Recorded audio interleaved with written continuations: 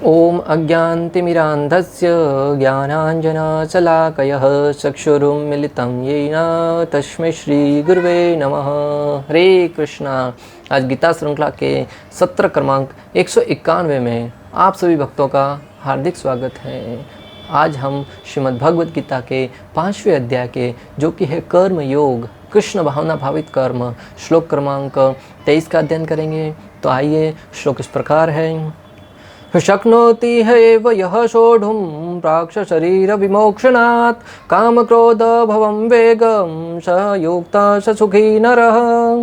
यदि इस शरीर को त्यागने के पूर्व कोई मनुष्य इंद्रियों के वेगों को सहन करने तथा इच्छा एवं क्रोध के वेग को रोकने में समर्थ होता है तो वह इस संसार में सुखी रह सकता है। भक्तों, अगर इस श्लोक का संबंध पिछले श्लोक से देखा जाए तो भगवान श्री कृष्ण के इंद्रियों विषयों से संबंधित ज्ञान देने के उपरांत जो भौतिक भोगों के प्रति लालायित नहीं रहता है, जो भौतिक चतुर व्यक्ति है, बुद्धिमान व्यक्ति है, वो भौतिक भोगों की तरफ ध्यान नहीं देता है, तब अर्जुन के मन में जिज्ञासा उत्पन्न हुई। भक्तों, अर्जुन था वो बहुत जिज्ञासु था, हमारी तरह नहीं कि जो गुरु ने कहा उसे सुन लिया। मन में संशय है नहीं है फिर भी कोई अर्थ नहीं है, मात्र सुनने के लिए सुनते हैं। अर्जुन आत्मसात करने के लिए सुन रहा था, इसलिए वो हर एक भगवान के कथन पर मन में जिज्ञासा प्रकट कर रहा था। अर्जुन के मन में जिज्ञासा उत्पन्न हुई कि क्या इंद्रिय विषयों के प्रति आप कह रहे कि अनासक्त रहना चाहिए, भौतिक भोगों के प्रति अनासक्त रहने से अभिप्राय क्या है? क्या चतुर व्यक्ति, क्या बुद्धिमान व्यक्ति है वो इन सब के प्रति अनासक्त हो जाता है, उन सब का भोग करने का त्याग कर देता है, जीवन में उन इंद्रिय भोगों की तरफ ध्यान भी नहीं देता है? क्या इसका अभिप्राय ये है?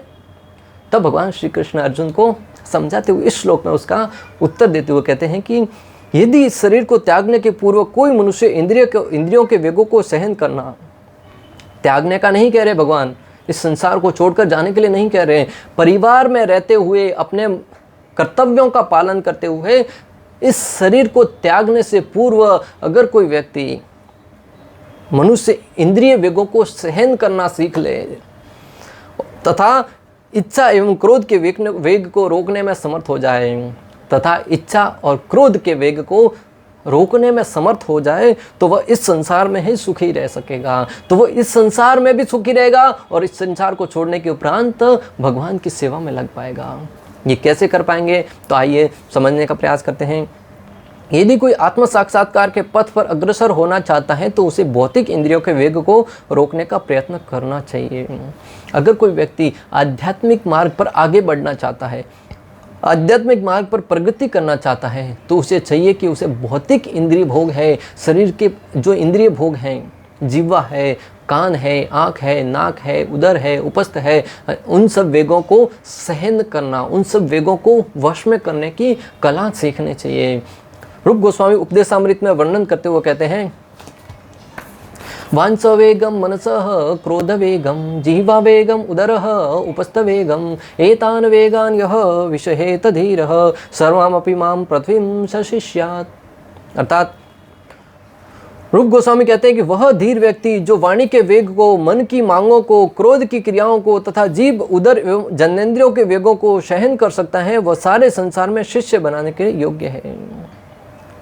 वह धीर व्यक्ति जो वाणी के वेग को, वाणी का वेग है वो किस प्रकार व्यक्ति को प्रवाहित करके लेके जाता है, इसमें आचार्यगण कहते हैं कि सर्वप्रथम व्यक्ति को वाणी के वेग को वश में करना चाहिए। जिस तरह मेंढक खेत में टर्राता है, उसी तरह कोई भी व्यक्ति जिसके पास जीभ है वह बोलना चाहता है, भले ही उसे जो कहना है वो मूर्खतापूर्ण ढंग से ही क्यों ना हो। जिस प्रकार जो मेंढक है, आप देखेंगे बरसात के समय में खेतों में बैठा बैठा मेंढक है वो टर्राता है, उसको लगता है कि उससे उसकी जो फीमेल मेंढक है वो उसके प्रति आकर्षित होगी और उसे उसके पास संग करने के लिए आएगी। व्यर्थ में ही टर्राता रहता है, वो इच्छा कर रहा है भौतिक भोग की, परंतु वो न्योता किसको दे रहा है?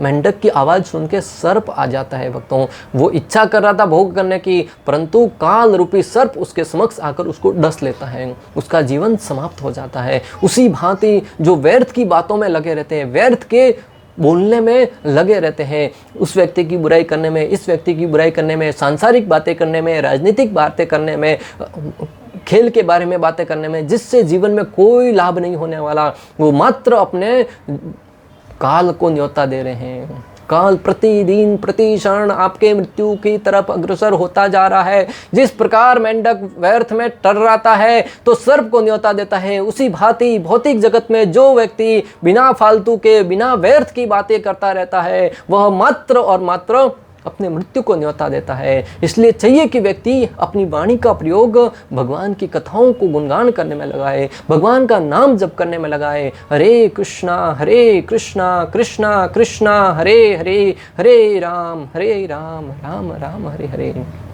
भक्तों, अभी तक अगर आप व्यर्थ की बातों में लगे हुए थे, समय आ गया है अभी आज से ही व्यर्थ के जंजाल को छोड़कर, वहाँ पे क्या हुआ, उस राजनीति में क्या हुआ, उस व्यक्ति के घर पर क्या हुआ, इन सब बातों में कुछ नहीं रखा है। मात्र दूसरों के कर्मों को हम अपने सर पर लेते हैं।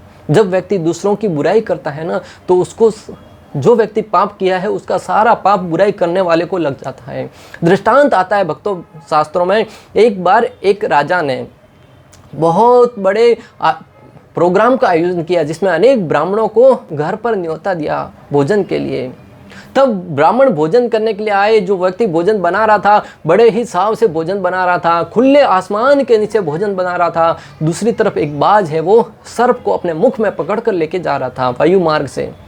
जैसे ही सर्प को पकड़ के ले जा रहा था, बाज के मुख में दबने के कारण सर्प अपने मुख से जहर उगल रहा था। वो जहर वायु मार्ग से जा रहा था, जहाँ पे भोजन बन रहा था उसमें भी जहर है, वो गिर गया। भक्तों, जो बना रहा था वो उस बात से अनजान, जो खा रहे थे वो उस बात से अनजान, जिसने प्रोग्राम का आयोजन किया था वो भी इस बात से अनजान, और जो उस सर्प को लेके जा रहा था उससे भी उसको कोई लेना देना नहीं था कि वो जहर कहाँ गिर रहा है, और सर्प को भी कोई लेना देना नहीं था कि जहर कहाँ गिर रहा है।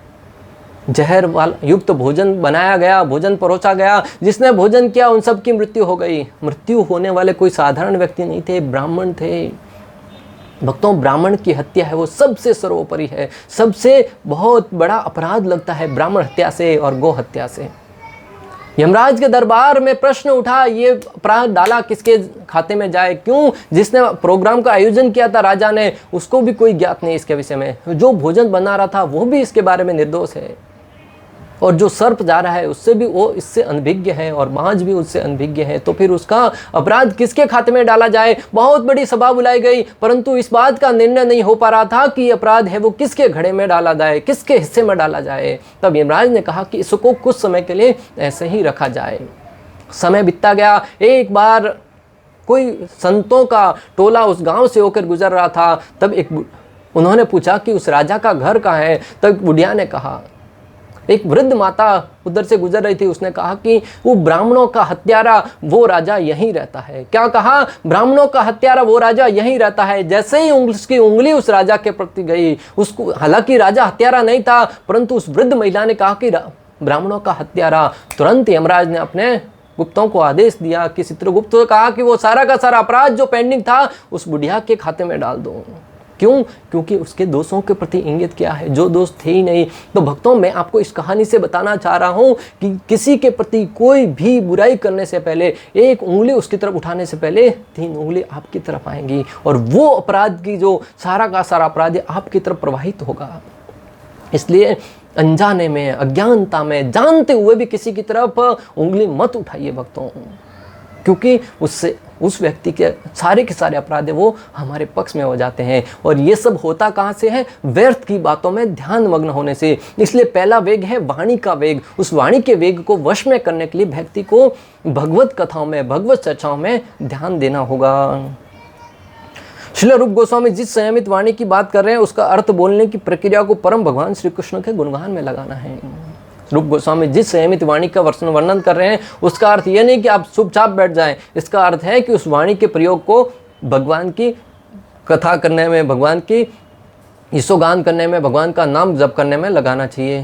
क्योंकि व्यक्ति बिना बोले एक क्षण भी नहीं रह सकता, हर समय कुछ न कुछ बोलना चाहता है। जीवा है वो वश में नहीं रहती, इसलिए उस जीवा को भगवत सेवा में लगाने के लिए भगवान के नाम का जप करने में लगाएं। यही वाणी को वश में करने का सबसे सर्वश्रेष्ठ तरीका है। वरना आज देखिए कई लोग मौनी हो जाते हैं कि व्यर्थ का न बोले, इसके लिए मौन तो धारण कर लेते हैं, परंतु मन में दूसरों के प्रति द्वेष चल रहा है। कुछ बताना है तो लिख के अपने शिष्यों को बताते हैं, कुछ किसी के प्रति कुछ प्रकट करना है भाव तो लिख के करते हैं, तो फिर बोल ही लो ना, बोलने में और लिखने में अंतर क्या रहा।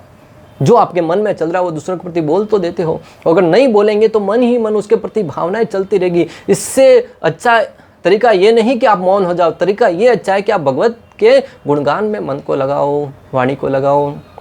दूसरा है मन का वेग। यदि कोई सदैव कृष्ण का तथा उनकी श्रेष्ठतम सेवा करने का चिंतन करता है तो उसका मन सहज ही वश में हो जाता है। मन का वेग, मन है वो हमेशा चलायमान रहता है, मन है वो मनुष्य का वश में नहीं रहता है भक्तों। अर्जुन ने कहा चंचलम ही मन कृष्ण परमाति बलवत दृढ़म तस्य अहम निग्रमण्ये वायुरेव सुदुष्करम। व्यक्ति है वो, मन है वो हमेशा चंचल रहता है। अर्जुन जैसा धनुर्धर व्यक्ति मन को वश में नहीं कर सका, आप और हम क्या वश में कर पाएंगे भक्तों। मन है वो चंचल है, इसलिए मन को वश में करना है तो हमें उस मन को भगवान के चिंतन में लगाना होगा। श्री चैतन्य चरितामृत मध्य लीला 22.31 में वर्णन आता है, कृष्ण सूर्य समः माया है अंधकार, यहाँ कृष्ण तहा नहीं मायार अधिकार। अर्थात कृष्ण सूर्य के समान है और माया अंधकार के तुल्य है। यदि सूर्य उपस्थित हो तो अंधकार का प्रश्न ही नहीं उठता।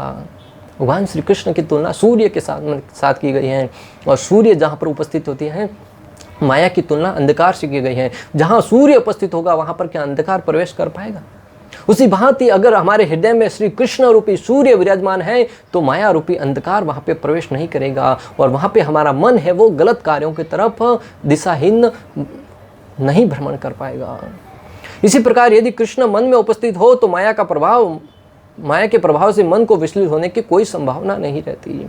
मन प्रभावित क्यों होता है? माया से, किसी की प्रकार की आकर्षण से उसकी प्रति मोहित हो जाता है। अगर श्री कृष्ण रूपी सूर्य हमारे हृदय में स्थापित होगा तो माया रूपी अंधकार वहाँ पे टिक नहीं पाएगा, और उस अवस्था में मन है वो विचलित होने के बजाय हमेशा भगवान श्री हरि के ध्यान में मग्न रहेगा।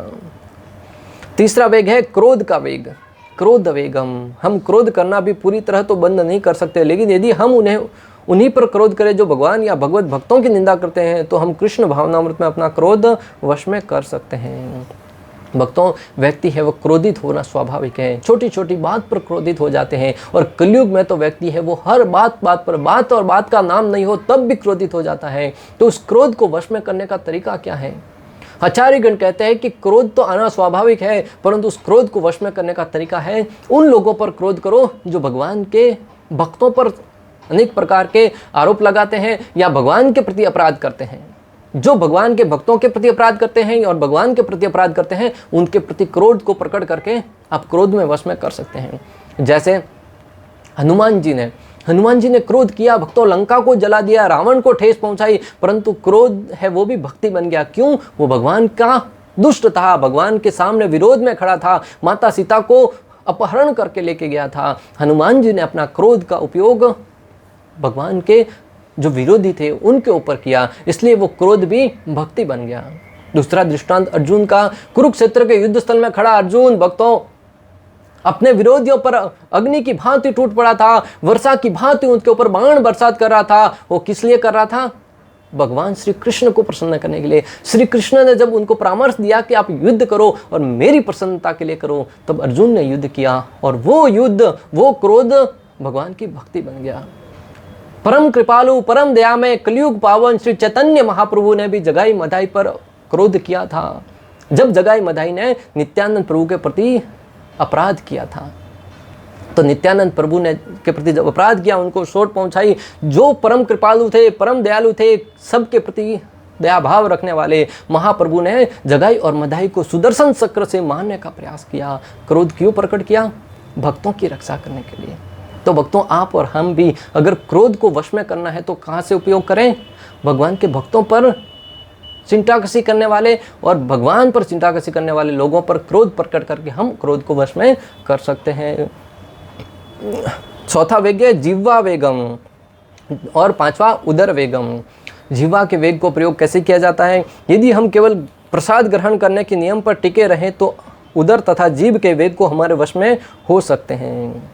अगर भक्तों हम मात्र प्रसाद ग्रहण करने में श्री कृष्ण को अर्पण किया हुआ भोग ही स्वीकार करें तो हम जीवा के वेग को वश में कर सकते हैं। जीवा हमेशा लालायित रहती है, ये भोजन करूं, ये भोजन करूं, ये भोजन करूं, परंतु अगर जीवा को वश में करना है, खाने की भावना मन से नहीं जा सकती, जीवा के ऊपर से नहीं जा सकती, परंतु उसका प्रयोग व्यंजन खाइए, स्वादिष्ट व्यंजन खाइए, परंतु श्री कृष्ण को अर्पण किया हुआ प्रसाद ही खाइए। उस अवस्था में आप जीवा को वश में कर सकते हैं।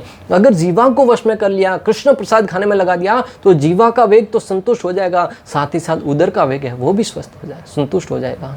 क्यों? जब पेट में स्वादिष्ट भोजन जाएगा और साथ ही साथ भगवान का प्रसाद जाएगा तो पेट के द्वारा सारी की सारी इंद्रियां शुद्ध हो जाएगी। पेट के अंदर हम अनेक प्रकार के द्रव्य पदार्थ डालते हैं, अनेक प्रकार के तीखा है, मीठा है, अनेक प्रकार की भौतिक जगत के प्रसाद डालते हैं, खाना डालते हैं, तो उससे जीवा पेट के अंदर रजोगुण है, तमोगुण है, वो सब प्रकट होते हैं। उस अवस्था में व्यक्ति का पेट का वेग है वो वश में नहीं हो पाता। और दूसरा माध्यम है उदर को वश में करने का उपवास। एकादशी को उपवास कीजिए, जन्माष्टमी को उपवास कीजिए। उपवास के द्वारा हम उदर के वेग को भी वश में कर सकते हैं। और जिस व्यक्ति का उदर का वेग वश में हो गया, उपस्थ का वेग, जनेंद्रिय का वेग स्वतः ही वश में हो जाता है। जो व्यक्ति सात्विक भोजन करता है, कांदा लहसुन मुक्त भोजन करता है, नशे की वस्तुओं से मुक्त भोजन करता है, मांसाहार से मुक्त भोजन करता है, वह व्यक्ति के जननांग है वो भी वश में आ जाते हैं। और अगर जनेंद्रियों का वेग को वश में करना है तो अगला तरीका ये भी है कि उसका उपयोग मात्र कृष्ण भावनामृत में संतान उत्पन्न करने के लिए ही प्रयोग किया जाए। इस प्रकार व्यक्ति है वो अपने हर एक कार्य को, हर एक इंद्रियों को भगवत सेवा में लगा पाएगा और उसके द्वारा उसकी इंद्रियां है वो शुद्ध होती जाएगी। जो व्यक्ति इन वेगों का दमन करने का अभ्यास करता है वह तपस्वी कहलाता है। ऐसी तपस्याओं से वह पूर्ण पुरुषोत्तम भगवान की बहिरंगा शक्ति या भौतिक शक्ति के उत्पीड़न को वश में कर सकता है। जो व्यक्ति जो इन समस्त वेगों को तपस्या के द्वारा वश में करता है, साधना के द्वारा वश में करता है, वह व्यक्ति भगवान की जो बहिरंगा शक्ति है, माया शक्ति है, उसके वश से वंचित हो जाएगा, उससे बच जाएगा और उस अवस्था में वह सुखी रहेगा, जीवन में आनंद का भोग करेगा। भगवान ने कहा था तो वह इस संसार में सुखी रह सकता है। तो सुखी रहने का तरीका क्या है? समस्त प्रकार के वेगों को, जीवा के वेग, उदर का वेग, उपस्था वेग, अनेक प्रकार के वेगों को मात्र श्री कृष्ण भावनामृत में प्रयोग करें, कृष्ण की सेवा के लिए ही प्रयोग करें। उस अवस्था में हम इन समस्त प्रकार के वेगों को वश में करके भगवत सेवा में लग पाएंगे। और जब व्यक्ति भगवत सेवा में लगेगा तो माया के प्रभाव से बच जाएगा, और जो व्यक्ति माया के प्रभाव से बच गया वह व्यक्ति जीवन में सुखी रहेगा, अनेक प्रकार के दुख कष्ट होते हुए भी सुखी रह पाएगा। बड़े बड़े ऋषि मुनि और देवता भी इन वेगों से प्रभावित हुए हैं। भक्तों, बड़े बड़े देवता और ऋषि मुनि भी इन वेगों से प्रभावित होते हैं। यहाँ तक कि विश्वामित्र मुनि का वर्णन आता है। भक्तों, विश्वामित्र मुनि है वो काम और क्रोध के वेग से प्रभावित हुए। पहले तो काम के वेग से प्रभावित हुए, उन्होंने तपस्या करने का निर्णय लिया, एक स्थान पर खड़े रहकर हजारों वर्ष तक तपस्या करी। तब जैसे ही तपस्या करने लगे, इंद्रदेव का सिंहासन डोलने लगा। इंद्रदेव का सिंहासन डोलने लगा, इंद्रदेव ने अप्सराओं को आदेश दिया, जाओ विश्वामित्र की तपस्या भंग करके आओ। जैसे ही तपस्या भंग करने के लिए अप्सराएं आई, अनेक प्रकार से नृत्य किया, विश्वामित्र मुनि मोहित हो गए, तपस्या भंग करके उनके साथ भोग करने लग गए। कई हजार वर्षों तक भोग किया, उसके उपरांत उनको मालूम पड़ा कि मेरा समय तो व्यर्थ चला गया, मालूम ही नहीं पड़ा। पुनः उससे पीछा छुड़ाकर तपस्या में लीन हो गए, प्रण लिया कि अब की बार जरा भी विचलित नहीं होगा। हजारों साल तक तपस्या करी, और तपस्या भी कोई कुछ सामान्य नहीं, उग्र तपस्या। दोनों भुजाएं ऊपर उठाकर गर्मी के मौसम में मात्र वायु को स्वीकार करते हुए, सर्दी के मौसम में ठंडे जल में खड़े रहकर, इस प्रकार अनेक प्रकार की उग्र तपस्या करी। और तपस्या करते कई वर्षों के उपरांत वापस इंद्रदेव का सिंहासन डोलने लगा। इंद्रदेव ने अप्सरा को भेजा। अप्सरा ने जब समाधि भंग करने का प्रयास किया, जैसे ही आंख खुली, विश्वामित्र क्रोधित हो गए और उन्होंने श्राप दिया कि तुम यहाँ पर पत्थर की बन जाओ, हजारों वर्ष तक पत्थर की बन के रह जाओ। वो काम के वेग में तो वश में नहीं आए, परंतु क्रोध के वेग में वश में आ गए और वापिस उनको तपस्या करने के लिए लीन होना पड़ा। दूसरा दृष्टांत आता है भगवान भोलेनाथ का, जो क्रोध के वशीभूत हो गए थे। भगवान भोलेनाथ तपस्या में लीन थे। इंद्रदेव ने कामदेव को भेजा कि भगवान भोलेनाथ की समाधि को तोड़ के आओ। जब कामदेव अपने आयुधों सहित वहां पर आकर भगवान भोलेनाथ पर अनेक प्रकार के काम रूपी बाणों को वर्षा करने लगे, भगवान भोलेनाथ अपनी समाधि में तपस्या में लीन थे, जरा भी कामदेव के वेग से विचलित नहीं हुए। परंतु अंत में जब कामदेव नहीं रुका तब भगवान भोलेनाथ ने अपनी आंख खोली और आंख के दृष्टि मात्र से कामदेव को भस्मसात कर दिया। तो काम के वश में नहीं आए भोलेनाथ, परंतु क्रोध के द्वारा काम को भस्म कर दिया। तब प्रश्न उठता है कि भगवान भोलेनाथ भी क्रोध के वश में आ गए। तीसरा दृष्टांत आता है ब्रह्मा जी का, जो सृष्टि के प्रत्येक जीव के पिता है, उनसे ही समस्त सृष्टि का निर्माण होता है, सृष्टि को प्राकट्य होता है, परंतु वह भी काम के वेग में आ गए, काम के वेग में बह गए। तो भक्तों, जब ब्रह्मा जी जो हमारे परम पिता है वो काम के वेग में वश में आ सकते हैं, तो उनसे प्रकट होने वाले सामान्य जीवों से हम क्या आशा रखेंगे। ये सारे के सारे दृष्टांत हैं, वो इसलिए नहीं है कि हम उसको दोष दे रहे हैं, मात्र इसलिए भगवान ने ये दृष्टांत दिए हैं ताकि हम उनसे शिक्षा ले सकें कि हम अपनी शक्ति से, अपने सामर्थ्य से किसी प्रकार के वेग को वश में नहीं कर सकते। जब ब्रह्मा जी, शिव जी, विश्वामित्र मुनि वो सब इन वेगों को वश में नहीं कर सके, तो आपको और हमारी क्या योग्यता है। इसलिए इन सारे के सारे वेगों को वश में करने की बजाय भगवत सेवा में लगाए।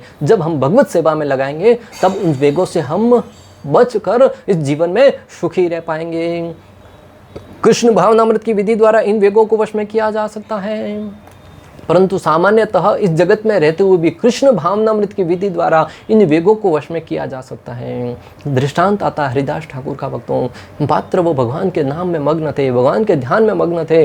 उनके विरोधियों ने अनेक प्रकार के सुंदरियों को भेजा कि आप हरिदास ठाकुर की समाधि भंग करो, उनको काम के वेग के वश में लाओ। परंतु जब एक वैश्या उनके पास गई, हरिदास ठाकुर अपने नाम भजन में मस्त थे, वैश्या ने इच्छा करी कि आप मेरे साथ भोग करो। उन्होंने कहा कि यहाँ पे बैठो, जैसे मेरा हरिनाम पूर्ण हो जाएगा मैं तुम्हारे साथ करूँगा।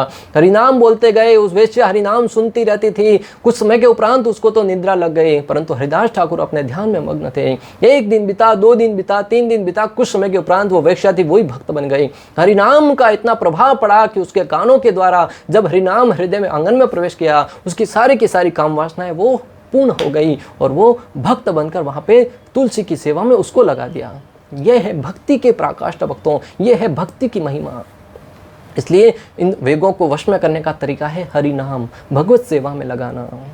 अतः इस शरीर का परित्याग करने के पूर्व मनुष्य को इन्हें वश में करने का अभ्यास करना चाहिए। जो ऐसा कर सकता है वह स्वरूप सिद्ध माना जाता है और आत्म साक्षात्कार की अवस्था में वह सुखी हो जाता है। अतः व्यक्ति को चाहिए कि शरीर त्याग करने से पूर्व हमें इन सारे के सारे वेगों को वश में करने का प्रयास करना चाहिए। और जो व्यक्ति इन वेगों को वश में करने में सफल हो जाता है वह व्यक्ति जिस जीवन में सुखी रहता है और अगले जन्म में भी भगवान श्री कृष्ण के धाम में जाने का अधिकारी बन जाता है। श्रीमद् भागवतम में परीक्षित महाराज सुखदेव गोस्वामी से पूछते हैं, यदि लोग अपनी इंद्रियों को वश में नहीं कर सकते तो वे प्रायश्चित क्यों करते हैं।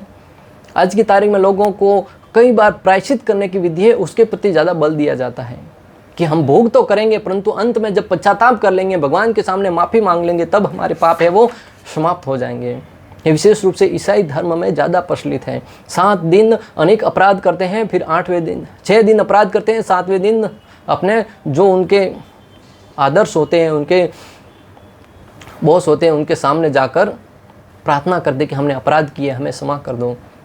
भक्तों, ये तो ऐसा ही हुआ, हाथी के स्नान के समान हुआ। परीक्षित महाराज कहते हैं, जब हाथी तालाब में प्रवेश करता है, घंटों घंटों स्नान करता है, परंतु बाहर आने के उपरांत पुनः कीचड़ को उठाकर अपने शरीर पर फेंक देता है। फिर उस स्नान से क्या लाभ, फिर उस पश्चाताप से क्या लाभ। जब इंद्रियों के अंदर भोग करने की वृत्ति समाप्त नहीं होगी, तब तक वो पश्चाताप है वो हाथी के स्नान के समान होगा। इसलिए व्यक्ति को चाहिए कि उन भोग करने की वृत्ति है उसको समाप्त किया जाए। और वो कैसे होगा, हमने पढ़ा है कि प्रत्येक इंद्रिय को भगवत सेवा में लगाएंगे। भले वाणी का वेग हो, मन का वेग हो, क्रोध का वेग हो, जीवा का वेग हो, उदर का वेग हो, उपस्थ का वेग हो, सारे के सारे वेग को जब भगवत सेवा में लगाएंगे तो हमारे सारे के सारे वेग हैं वो वश में आ जाएंगे। और इस प्रकार भगवान कहते हैं कि वो व्यक्ति इस जीवन में सुखी रह पाएगा, जीते जी और मृत्यु के उपरांत भी सुखी रहेगा। इस प्रकार श्लोक क्रमांक 23 का भक्ति वेदांत तात्पर्य पूर्ण हुआ। अंत तक हमारे साथ बने रहने के लिए आप सभी का हृदयपूर्वक, प्रेम पूर्वक बहुत बहुत धन्यवाद। श्रील प्रभुपाद की जय। श्री श्री राधा गोपीनाथ भगवान की जय। श्रीमद् भगवद गीता की जय। हरे कृष्णा कृष्ण कृष्ण हरे हरे, हरे राम राम राम हरे हरे।